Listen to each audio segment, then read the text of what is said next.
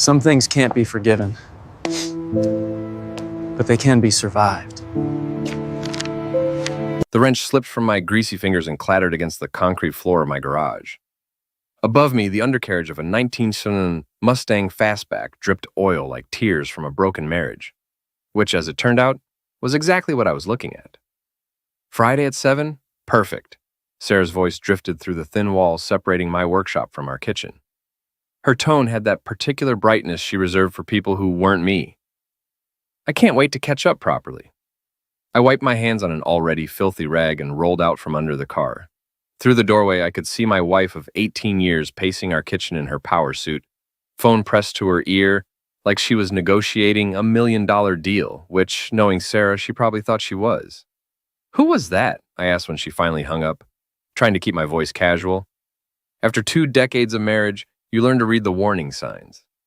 Sarah's smile was definitely DEFCON 1. "My ex-husband, Tom," she said, smoothing down her already perfect blonde hair. "We're having dinner Friday to discuss some business opportunities." The wrench I'd been holding hit the floor again. "Cancel it." Sarah's perfectly manicured eyebrows shot up like I'd just suggested she burn down her precious marketing firm. "Excuse me? You heard me. Cancel it. I'm not comfortable with my wife having dinner with her ex-husband." She laughed, and it sounded like breaking glass. "Impossible to cancel, Jake. This is business. Important business that you wouldn't understand." Impossible to cancel. Those words hit me like a sledgehammer to the gut. In my line of work, nothing was impossible to cancel.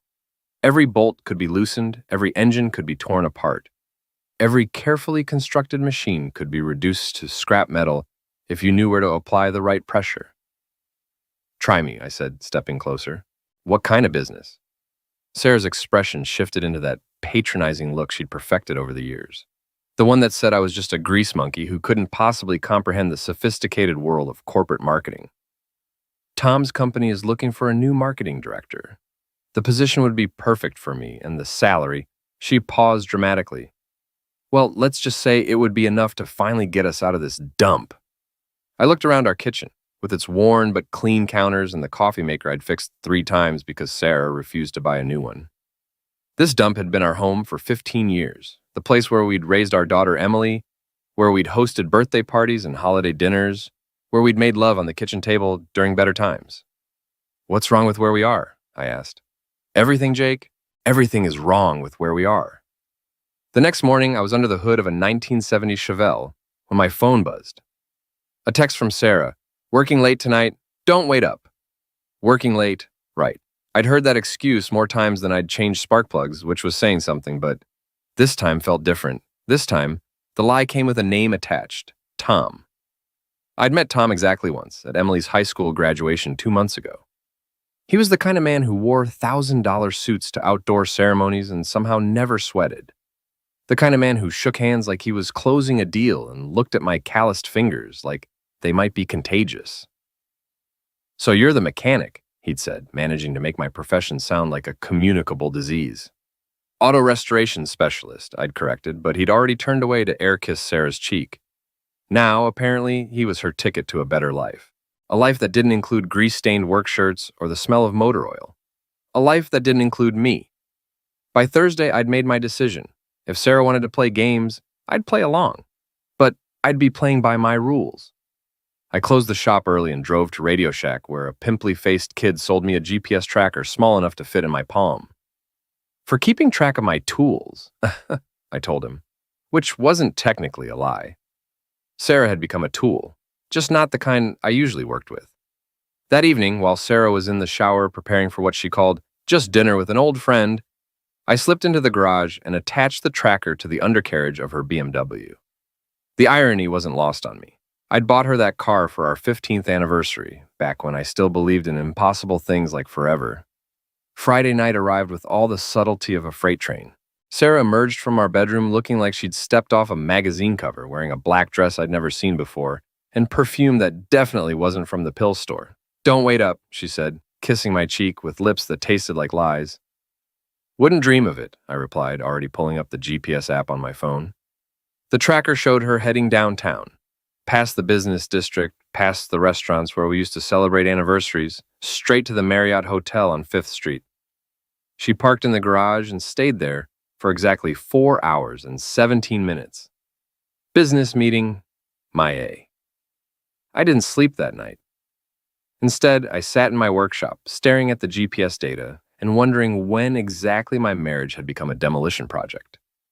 The tracker showed Sarah's car leaving the hotel at 11:47 p.m., then stopping for 20 minutes at a 24-hour pharmacy before finally coming home. The pharmacy stop bothered me more than the hotel. What did you buy at midnight after cheating on your husband? Plan B? Protection for next time? Or just mints to wash away the taste of betrayal? Saturday morning, Sarah was all sunshine and coffee, humming while she made breakfast like she hadn't just blown up our marriage the night before. "How was your business dinner?" I asked, watching her face carefully. "Productive," she said without missing a beat. "Very productive. Tom thinks I'd be perfect for the position." I bet he does, I thought, but kept my mouth shut. In my line of work, you learn patience. You didn't force a stubborn bolt. You applied steady pressure until it gave way. "When do you start?" I asked. Sarah's smile flickered for just a second. "Well, there are still some details to work out. More meetings to schedule." More meetings, more hotels, more lies wrapped up in business terminology. That afternoon, while Sarah was at her yoga class, or wherever she actually went on Saturday afternoons now, I did something I'd never done in 18 years of marriage. I went through her phone. Sarah had always been careless with technology. She used the same password for everything. Emily 2005, our daughter's birth year. It took me less than 30 seconds to crack her phone and less than 30 more to find what I was looking for. The text thread with Tom read like a bad romance novel. "Tom, can't stop thinking about last night." Sarah, "Me neither." "When can we do it again?" Tom, "Soon. Jennifer's out of town next weekend." Sarah, "Perfect. Same hotel?" Tom, "Always. Room 412 is becoming our place." Our place. Two words that hit me like a punch to the solar plexus. They had a place. A room where they met regularly, where they'd built their own little world of secrets and lies. I scrolled further back, finding weeks of messages that painted a clear picture. This wasn't some sudden attraction or moment of weakness. This was a calculated affair that had been going on for at least 2 months, maybe longer. But it was the next message thread that really made my blood boil. Sarah had been texting her best friend Melissa about the affair. Sarah, "Jake's getting suspicious." Melissa, "Just stick to the business story. Men are too stupid to figure it out." Sarah, "You're right, he bought it completely. God, I can't wait to be done with this life." Melissa, "Soon, honey. Soon you'll have everything you deserve." Everything she deserved. Apparently, 18 years of marriage, a daughter who adored her, and a husband who'd worked myself to the bone to give her a comfortable life wasn't enough. She deserved more. She deserved Tom. I took screenshots of everything, then put her phone back exactly where I'd found it. Evidence was important in my line of work. You needed proof before you started tearing things apart. Sunday dinner was a family tradition in our house, even though Emily was 17 and would rather be anywhere else. We sat around our kitchen table, Sarah chatting about her week like she was auditioning for Mother of the Year, Emily scrolling through her phone, and me plotting revenge like a man possessed. "How's the shop, Dad?" Emily asked, actually looking up from her screen. "Busy," I said, "working on a real restoration project. Something that looks perfect on the outside but is completely rotten underneath." Sarah's fork paused halfway to her mouth. "That sounds expensive to fix." "Not really," I said, meeting her eyes across the table. "Sometimes the best solution is to strip it down to the frame and start over. Get rid of all the broken parts." Emily looked between us with the sharp instincts of a teenager who'd grown up in an increasingly tense household. "Are you guys talking about cars or something else?" "Just cars, sweetheart," Sarah said quickly. "Your father loves his metaphors." But I could see the worry in her eyes. Good. Let her worry.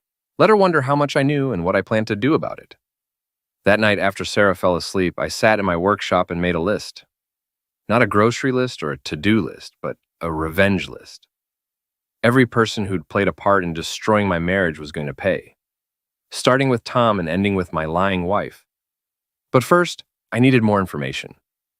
I needed to understand exactly what I was dealing with before I started swinging my wrenches. Monday morning, I called my sister Linda. If you wanted to know anything about anyone in our town, Linda was your woman. She sold real estate, which meant she knew everyone's business, their finances, and their dirty secrets. "Jake," she said when she answered. "What's up, little brother? I need to know about Tom Richardson, I said without preamble. Sarah's ex-husband. Linda was quiet for a moment. Why are you asking about him? Just curious. Sarah mentioned he might have a job opportunity for her. Oh, honey, Linda said, and her tone told me everything I needed to know. You need to sit down for this conversation. Linda's real estate office smelled like vanilla candles and broken dreams. She'd decorated it to look successful. Leather chairs, fake plants, motivational posters about reaching for the stars. But I could see the stack of unpaid bills on her desk and the worry lines around her eyes that hadn't been there 5 years ago. Tom Richardson, she said, pulling out a file folder thick enough to choke a horse. Where do I even start? Start with the truth, I said, settling into one of those leather chairs. All of it. Linda opened the folder and spread out papers like she was dealing cards. Bank statements, credit reports, divorce filings, and what looked like police reports. Tom's been married to Jennifer Walsh for 8 years, she began. You know Jennifer, she runs Walsh Marketing, the firm that's been stealing all the big accounts from the smaller agencies in town. I knew Jennifer by reputation. She was the kind of woman who wore power suits like armor and could crush a man's ego with a single glance. The exact opposite of Sarah, who preferred to destroy people with a smile. Here's where it gets interesting, Linda continued, pointing to a divorce filing. Tom's first marriage to Sarah ended because he was cheating, with Jennifer, as it turns out. So Jennifer knew exactly what kind of man she was marrying. And now he's cheating on Jennifer with Sarah, I said, full circle. It gets better, Linda said, pulling out what looked like a financial statement. Tom's company is hemorrhaging money, has been for 2 years. He owes everyone in town, including me. He defaulted on a commercial lease last year. I studied the papers, my mechanic's brain automatically organizing the information into logical patterns. So he's broke. Worse than broke. He's leveraged to the eyeballs and 1 bad quarter away from bankruptcy. Linda leaned back in her chair. Jake, there's no job. There never was a job. Whatever Tom's telling Sarah, it's not about employment opportunity. The pieces started falling into place like parts in an engine rebuild. Tom wasn't offering Sarah a job. He was using her. But for what? What about Jennifer? I asked. Does she know about the affair? Linda's smile turned predatory. Not yet, but Jennifer Walsh doesn't strike me as the type of woman who'd take kindly to being made a fool of twice. I gathered up the papers and handed them back to Linda. I need you to do me a favor. Name it. I need you to arrange a meeting with Jennifer Walsh. Tell her I have information about her husband that she needs to hear. Linda raised an eyebrow. You sure you want to go down this road, Jake? Once you open this can of worms, there's no putting them back. The can's already open, I said, standing up. I'm just deciding who gets eaten by the worms. That evening, Sarah announced she had another business meeting with Tom on Wednesday. She delivered this news while folding laundry, as casual as if she were discussing the weather. Another meeting so soon? I asked, not looking up from the engine manual I was reading. These things take time to develop properly, she said. You can't rush good business relationships. The irony was so thick I could have cut it with a wrench. Sarah was right about one thing. You couldn't rush good relationships. Too bad she'd forgotten that principle when it came to our marriage. Wednesday arrived like a hangover, inevitable and painful. Sarah spent an hour getting ready, trying on 3 different outfits before settling on a blue dress that hugged her curves in ways that had nothing to do with business. Don't wait up, she said, the same lie she'd been telling for weeks. Wouldn't dream of it, I replied, the same lie I'd been telling in return. This time I was ready. I'd borrowed a camera with a telephoto lens from my buddy Ray at the boxing gym, and I'd already scouted the hotel layout. The Marriott had floor-to-ceiling windows in their restaurant, and a room 412 was on the 4th floor with a clear view from the parking garage across the street. I got to the hotel 30 minutes before Sarah's car appeared on my GPS tracker. She parked in her usual spot and walked into the lobby like she owned the place. 15 minutes later, Tom's silver Mercedes pulled up to the valet stand. From my position in the parking garage, I had a perfect view of the hotel restaurant. Sarah and Tom sat at a corner table, and their body language told a story that had nothing to do with employment negotiations. She leaned in when he talked, touched his hand across the table, and laughed at everything he said like he was the funniest man alive. After an hour of what was obviously foreplay disguised as dinner, they left the restaurant together. The elevator took them up, and 20 minutes later, the lights came on in room 412. I took pictures of everything. The dinner, the hand-holding, Tom's car, the hotel receipt I found in the parking lot with his name on it. Evidence for the case I was building. But the real evidence came when I checked Sarah's phone the next morning. She'd been sloppy again, leaving it on the kitchen counter while she showered. The text from Tom was waiting for me like a gift. Last night was incredible. Jennifer leaves for Chicago on Friday. We'll have the whole weekend. The whole weekend. While I worked in my shop, trying to keep my small business afloat, my wife was planning a romantic getaway with her ex-husband. But Tom had made a mistake. He'd given me something I could use, Jennifer's travel schedule. I picked up my phone and dialed the number Linda had given me. Walsh Marketing, Jennifer Walsh speaking. Mrs. Walsh, my name is Jake Morrison. I believe we need to talk. Jennifer Walsh's office was everything Sarah's future office probably wasn't going to be.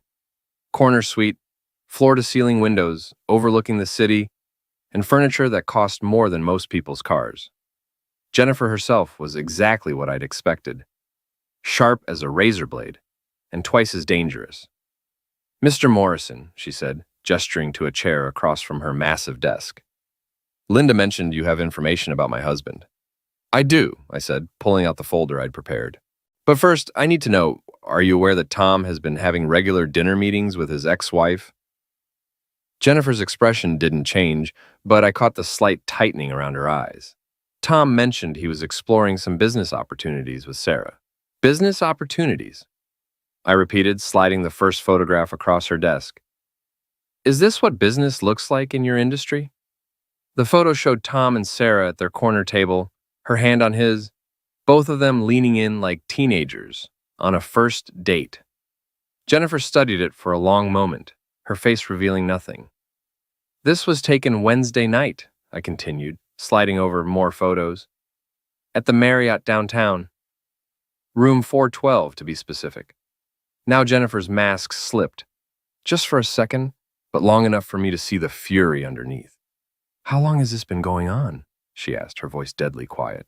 At least 2 months that I can prove, I said, pulling out printouts of the text messages. Probably longer. Jennifer read through the messages, her jaw getting tighter with each exchange.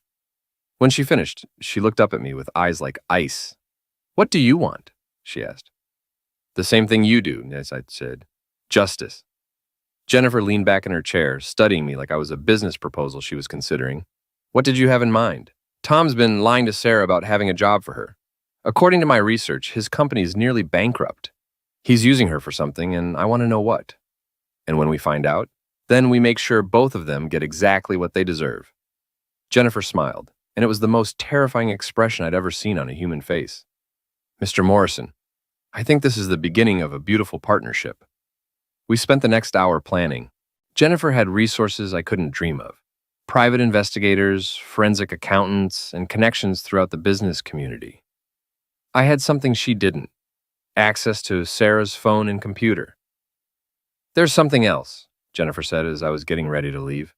Tom's been stealing from our joint accounts. Small amounts, but consistent. I've been tracking it for weeks. How much? About $15,000 so far. Money he claims he's been spending on business development. Business development. Also known as hotel rooms and expensive dinners with his ex-wife. Can you prove it? Jennifer's smile turned predatory. Mr. Morrison, I don't just run a marketing company. I also have a law degree and a very good relationship with the district attorney's office. That evening, I sat in my workshop and tried to process everything I'd learned. Tom wasn't just cheating on his wife. He was stealing from her to finance his affair with my wife. Sarah wasn't just destroying our marriage. She was helping Tom destroy his finances and his second marriage. The scope of the betrayal was staggering. This wasn't just about love, or even love. This was about two selfish people destroying everything and everyone around them to get what they wanted. My phone buzzed with a text from Sarah. Working late again tonight. Project deadline. Project deadline. Right. The only project Sarah was working on was perfecting her lies. I was about to put the phone down when it buzzed again. This time it was Emily, texting from upstairs. Dad, can we talk? I found my daughter in her room, sitting on her bed with her laptop open, and in an expression that reminded me way too much of her mother when she was planning something. What's up, kiddo? Emily closed the laptop and looked at me with eyes that were far too old for 17. Dad, I know about Mom. My heart stopped. What do you mean? I mean, I know she's cheating on you. I've known for weeks. I sat down heavily on the edge of her bed. Emily, don't, she said, holding up a hand. Don't lie to me like she's been lying to you. I saw the hotel charges on the credit card statement. I heard her phone calls. I'm not stupid, Dad. Why didn't you say anything? Emily's eyes filled with tears. Because I kept hoping I was wrong. I kept hoping she'd come to her senses and stop. She wiped her eyes with the back of her hand. But she's not going to stop, is she? No, I said quietly. I don't think she is. So what are you going to do about it? I looked at my daughter, my smart, beautiful, angry daughter who deserved better than parents who'd turned their marriage into a war zone. I'm going to fix it, I said. How? The same way I fix everything else. I'm going to take it apart and rebuild it the right way. Emily nodded like this made perfect sense. Can I help? Absolutely not. This is adult business, and I won't have you getting caught in the crossfire. Too late, Dad. I'm already in the crossfire. We all are. Emily opened her laptop again. Besides, I might have information you can use. What kind of information? Emily turned the screen toward me. It showed Sarah's Facebook page, but not the version I was familiar with. This was some kind of hidden profile, with posts and photos I'd never seen. Mom has a secret Facebook account, Emily explained. She uses it to communicate with her old college friends and post things she doesn't want us to see. I scrolled through the posts, my anger building with each one. Photos of expensive dinners I hadn't paid for, complaints about her boring life. And worst of all, posts about Tom that went back months. She's been planning this for a long time, hasn't she? Emily asked. Yeah, I said, closing the laptop.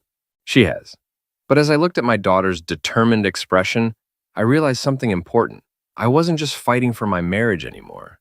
I was fighting for Emily's respect, for the principle that actions have consequences, and for the simple idea that you can't destroy people's lives without paying a price. Sarah wanted a new life? Fine. I was going to give her exactly what she deserved. Friday morning brought rain and the kind of gray sky that matched my mood perfectly.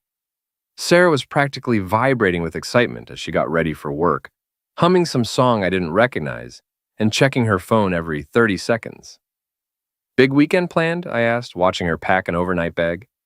Just a girls' weekend with Melissa, she said without looking at me. We're driving up to the spa resort in Millfield. I told you about this weeks ago. Another lie delivered with the casual ease of someone who'd had plenty of practice. Sarah had never mentioned any spa weekend, and I was willing to bet money that Melissa had no idea she was supposed to be Sarah's alibi. That's nice, I said. You deserve some relaxation. Sarah finally looked at me, probably trying to figure out if there was sarcasm in my voice. There was, but I'd learned to hide it well over the years. I'll be back Sunday evening, she said, kissing my cheek like the loving wife she was pretending to be. Take your time, I said. Take all the time you need. After Sarah left, I called Jennifer Walsh. It's happening, I said when she answered. This weekend, Tom thinks you're in Chicago, and Sarah thinks she's going to a spa. Perfect, Jennifer said. Are you ready for phase 2? Phase 2 was Jennifer's idea, and it was brilliant in its simplicity. Instead of confronting them directly, we were going to let them dig their own graves deeper before we buried them in the consequences. I'm ready, I said. But are you sure about this? Once we start, there's no going back. Mr. Morrison, Jennifer said, and I could hear the steel in her voice. I stopped believing in going back the moment I saw those photos. Now it's time for both of them to learn that actions have consequences. At noon, I drove to the Marriott and checked into room 414, right next door to Tom and Sarah's love nest. The desk clerk, a kid who looked like he was barely old enough to drink, handed me the key with a bored expression. Enjoy your stay, he said, already looking past me to the next customer. Oh, I planned to. Room 414 was a mirror image of 412, which made my job easier. I'd brought a small digital recorder and a camera with a telephoto lens, both borrowed from Ray at the boxing gym. Ray hadn't asked questions, which was one of the things I appreciated about him. Sometimes a man's got to do what a man's got to do, was all he'd said when I explained that I needed surveillance equipment. At 6:30 p.m., Tom's Mercedes pulled into the hotel parking lot. He was dressed in what I was starting to recognize as his seduction uniform.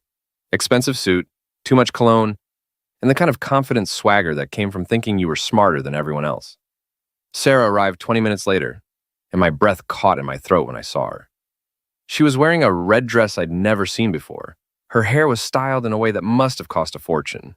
And she moved with the kind of confidence that came from a woman who thought she was about to get everything she wanted. They met in the lobby, like lovers in a movie, all dramatic embraces and passionate kisses. I took pictures of everything through the restaurant windows, building my evidence file one frame at a time. But the real show started when they got to room 412. The walls in the Marriott were thinner than the hotel probably advertised, and I could hear every word of their conversation through the adjoining wall. At first, it was just the usual romantic nonsense. How much they'd missed each other, how perfect this weekend was going to be, how soon they could be together permanently. Then Tom started talking about money. "I've got the divorce papers ready," he said. "Jennifer's going to be shocked when she gets served on Monday." "What about the business?" Sarah asked. "I thought you said she owned half of everything." Tom laughed, and it was the kind of laugh that made my skin crawl. "That's the beautiful part. I've been moving assets around for months. By the time the divorce is final, there won't be anything for her to claim. And my divorce from Jake? Even easier. He's got nothing worth taking. And with the evidence I've been helping you create, you'll get full custody of Emily plus alimony." Evidence he'd been helping her create. I pressed the recorder closer to the wall, making sure I caught every word. "What kind of evidence?" Sarah asked. "The gambling compulsive habit story is perfect," Tom said. "Especially with the financial records I've been doctoring. It'll look like Jake's been stealing from his business to feed his compulsive habit." My blood turned to ice. They weren't just planning to divorce me. They were planning to frame me for embezzlement and a gambling compulsive habit. They wanted to take Emily away from me and destroy my reputation in the process. "You're sure this will work?" Sarah asked. "Baby, I've done this before. Jennifer never saw it coming, and neither will Jake.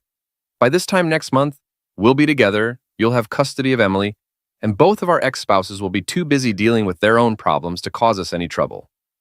I had heard enough, more than enough. I gathered my equipment and headed for the door, but not before leaving a little surprise of my own. The beauty of being a mechanic was that you learn to work with all kinds of systems, including plumbing.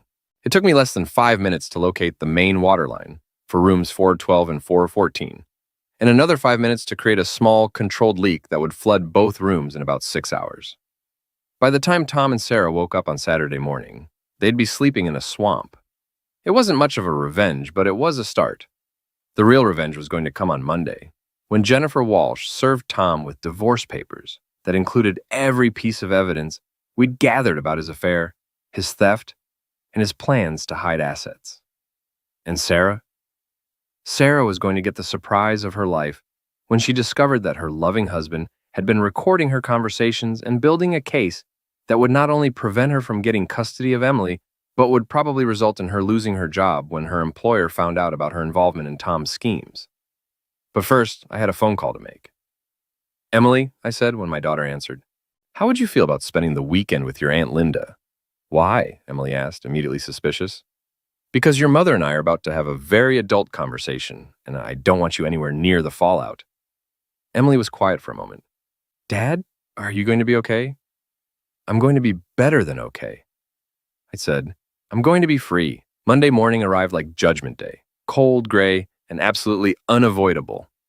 I'd spent the weekend preparing for war, and now it was time to load the cannons.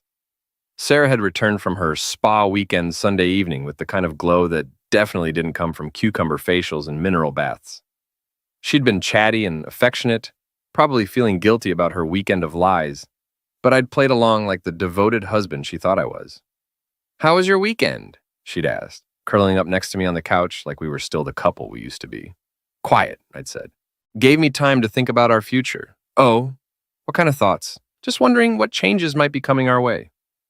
Sarah had smiled and squeezed my hand. "Good changes, Jake. Really good changes."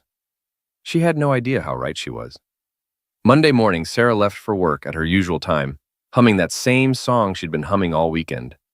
She kissed me goodbye and told me she loved me, and for just a moment, I almost felt sorry for what was about to happen to her. Almost. At 9 a.m. sharp, I walked into the offices of Walsh Marketing. The receptionist, a young woman with nervous eyes and too much makeup, looked up at me like I might be there to rob the place. "Can I help you?" she asked. "Jake Morrison to see Jennifer Walsh," I said. "She's expecting me." Jennifer's office was buzzing with activity. She had 3 people in suits sitting around her conference table, and they all looked like the kind of lawyers who charged by the minute. "Gentlemen," Jennifer said when I walked in, "meet Jake Morrison. Jake, these are my attorneys." The lead attorney, a thin man with silver hair and predatory eyes, stood up and shook my hand. "Mr. Morrison, Mrs. Walsh has filled us in on the situation. We're ready to proceed whenever you are." "I'm ready," I said, pulling out the recorder and the stack of photographs I'd compiled over the weekend. "I've got everything we need." For the next hour, we went through the evidence piece by piece. The photos of Tom and Sarah at the hotel, the text messages, the recordings of their conversations, and most importantly, the recording of their plan to frame me for embezzlement and steal custody of Emily. "This is excellent work," the lead attorney said when we finished. "More than enough for both divorce proceedings and potential criminal charges." "Criminal charges?" I asked. "Conspiracy to commit fraud, for starters," Jennifer explained. "Tom's plan to hide assets and frame you for embezzlement crosses several legal lines." "What about Sarah?" "Accessory to fraud, conspiracy, and depending on how deep her involvement goes, potentially embezzlement herself if she's been helping Tom move money around." I felt a grim satisfaction settle in my chest. Sarah wanted a new life? She was about to get one, complete with legal fees, criminal charges, and a reputation that would make her unemployable in our small town. "When do we move?" I asked. "Now," Jennifer said, standing up.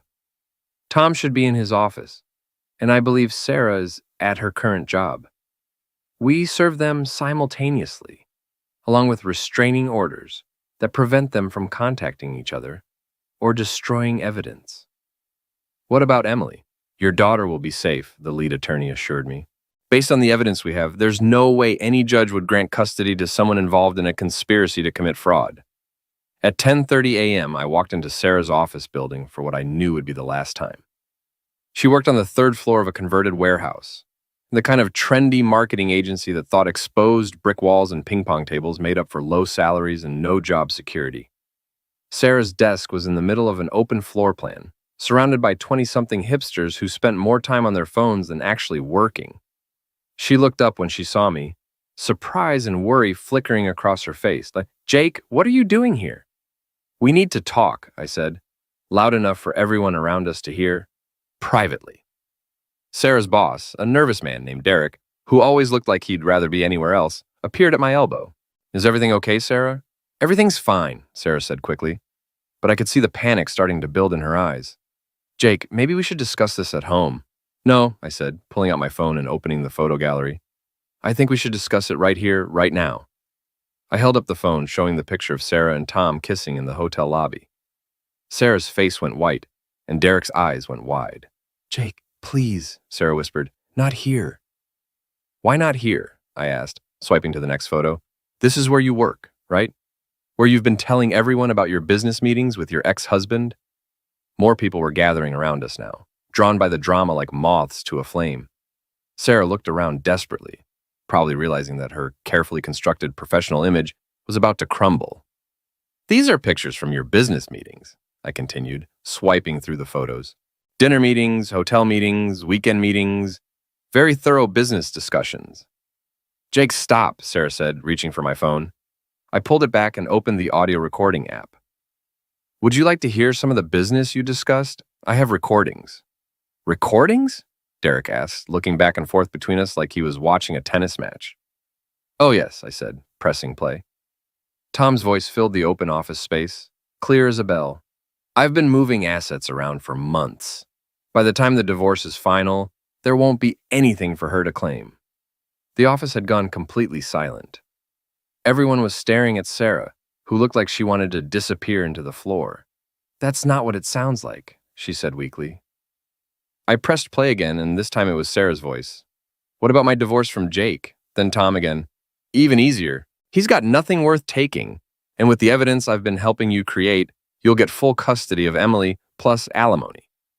Derek looked like someone had just told him his business was being audited by the IRS. "Sarah, is this true?"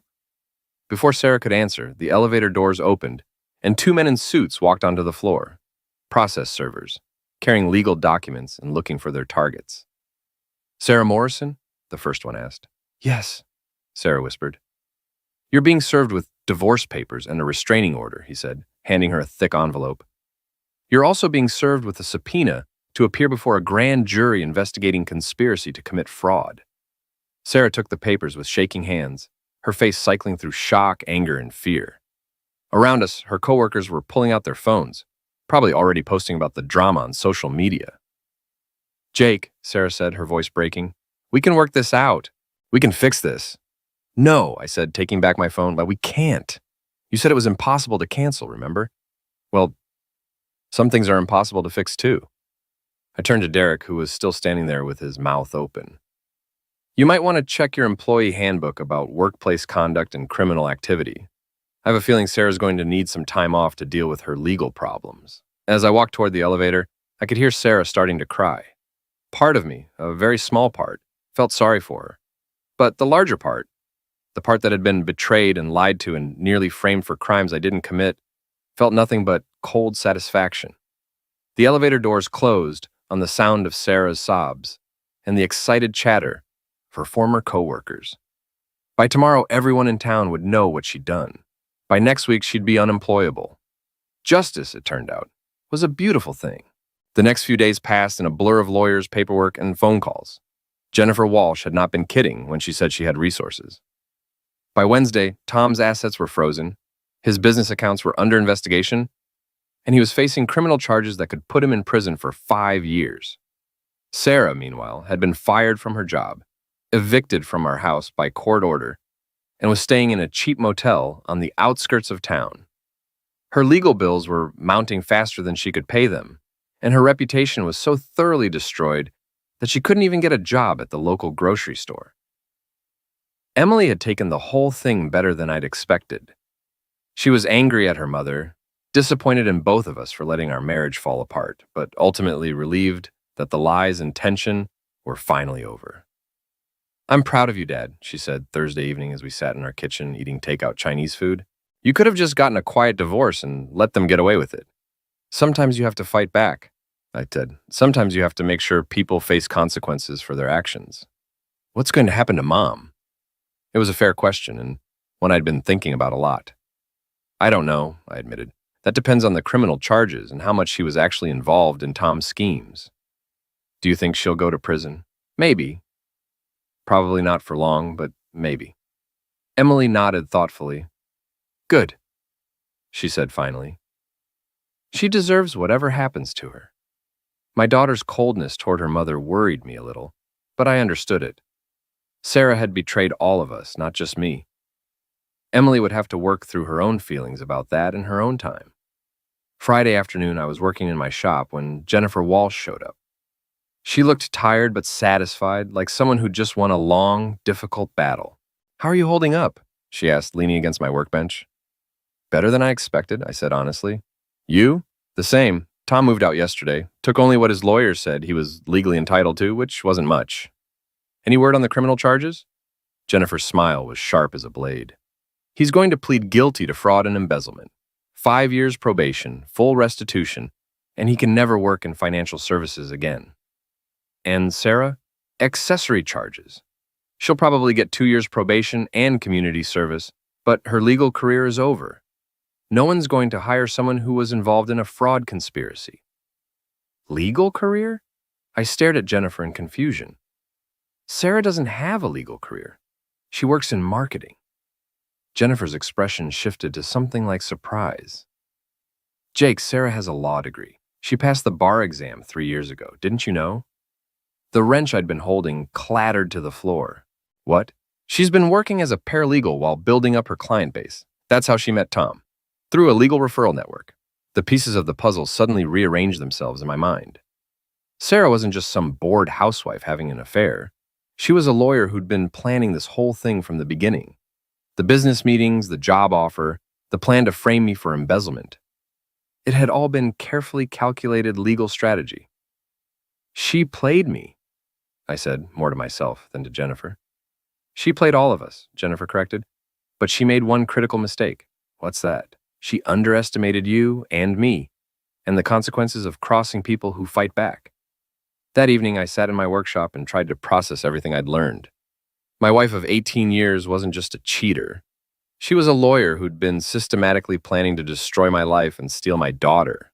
The woman I'd trusted with everything had been building a case against me while sleeping in my bed and eating at my table. The betrayal was so complete, so calculated, that it took my breath away. But as I sat there, surrounded by the tools of my trade, I realized something important. I'd won. Sarah had underestimated the grease monkey, thought she could outsmart the blue-collar guy who didn't understand her sophisticated world. She'd been wrong. My phone buzzed with a text from an unknown number. "Jake, it's Sarah. Please call me. We need to talk." I stared at the message for a long moment, then deleted it without responding. We'd done all the talking we were ever going to do. The rest would be handled by lawyers and judges, and the consequences Sarah had brought on herself. Saturday morning brought the kind of crisp autumn weather that made you believe in new beginnings. I was working on a 1990s Camaro, rebuilding the engine from scratch, when Emily came into the shop. Dad, there's someone here to see you," she said. I looked up to see Ray from the boxing gym standing in my doorway, grinning like he'd just won the lottery. "Heard you've been having some excitement," he said, walking over to examine the Camaro's engine. "You could say that. Word around town is that your wife turned out to be some kind of criminal mastermind. Something like that." Ray nodded approvingly. "Always said that woman was too smart for her own good. Too smart and not smart enough, if you know what I mean." I did know what he meant. Sarah had been smart enough to plan an elaborate scheme to destroy my life, but not smart enough to realize that even grease monkeys could fight back when cornered. "What brings you by?" I asked. "Business proposition," Ray said. "You know that classic car auction they hold every year up in Detroit?" "Yeah." "Well, I've got a client who's looking for someone to restore a 19 Shelby Cobra. Full restoration, money's no object, and he's willing to pay top dollar for the right mechanic." I looked up from the engine. "How much money are we talking about?" Ray's grin got wider. "Enough to buy a new house in a better neighborhood. Enough to send Emily to any college she wants. Enough to start over completely." Start over. The words had a nice ring to them. "When does he want to meet?" I asked. "How about Monday? I told him you might be available." Available, that was one way to put it. Newly single, newly vindicated, and newly free to build whatever life I wanted. "Tell him I'm interested," I said. Ray clapped me on the shoulder. "Jake, I think this is going to be the beginning of something good for you." As I watched him walk away, I realized he was right. Sarah had tried to destroy my life, but all she'd really done was clear away the dead wood. Now I could build something new, something better, something that belonged entirely to me. I looked down at the Camaro's engine, all clean metal and perfect precision, waiting to be brought back to life, just like me. 3 months later, I was putting the finishing touches on the Shelby Cobra when Jennifer Walsh walked into my new shop. The restoration had taken longer than expected, but the results were spectacular. The car looked like it had just rolled off the assembly line in 1977, all gleaming paint and chrome perfection. "Beautiful work," Jennifer said, running her hand along the car's flank. "Thanks." Ray wasn't kidding about the money being good. This job paid for the new shop and then some. My new shop was everything the old one hadn't been. Spacious, well-lit, and located in the good part of town. I'd even hired an assistant, a kid named Marcus, who reminded me of myself at 25. All enthusiasm and grease-stained ambition. "I have news," Jennifer said, settling into one of the client chairs I'd installed in the office area. "Good news or bad news? Depends on your perspective. Sarah's sentencing hearing was yesterday." I set down my polishing cloth and gave Jennifer my full attention. And 2 years probation, 500 hours of community service, and full restitution to both of us for legal fees and damages. That's it?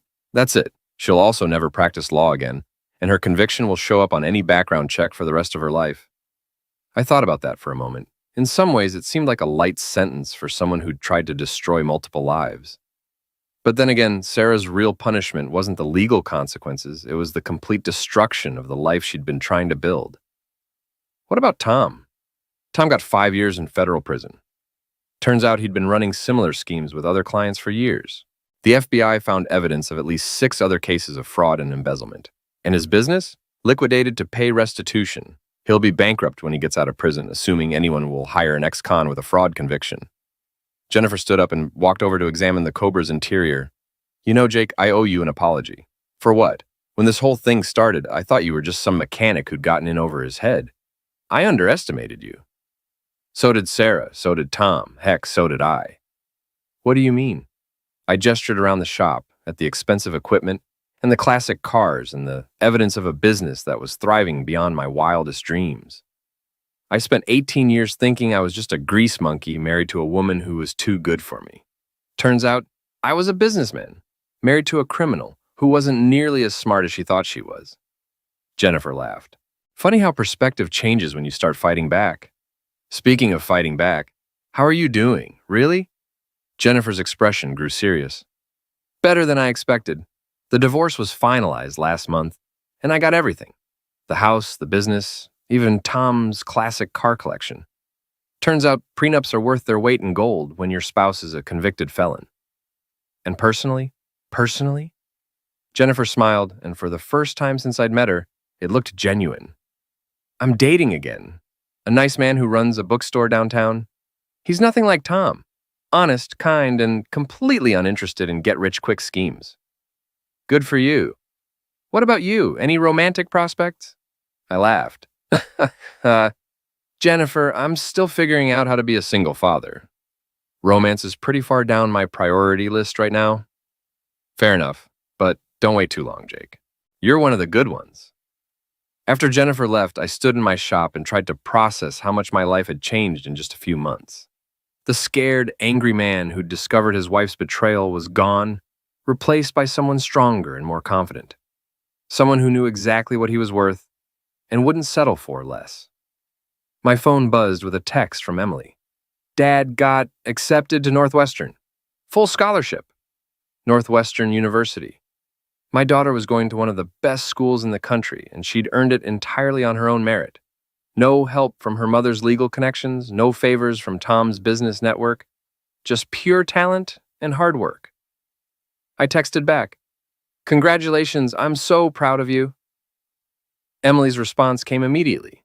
Thanks, Dad, for everything. I know this year has been hard, but you handled it perfectly. Mom got exactly what she deserved. My 17-year-old daughter had summed up the entire situation in 6 words. Sarah had wanted a new life, and she'd gotten one. Just not the one she'd planned. Instead of being the wife of a successful businessman, she was a convicted felon working at a call center and living in a studio apartment.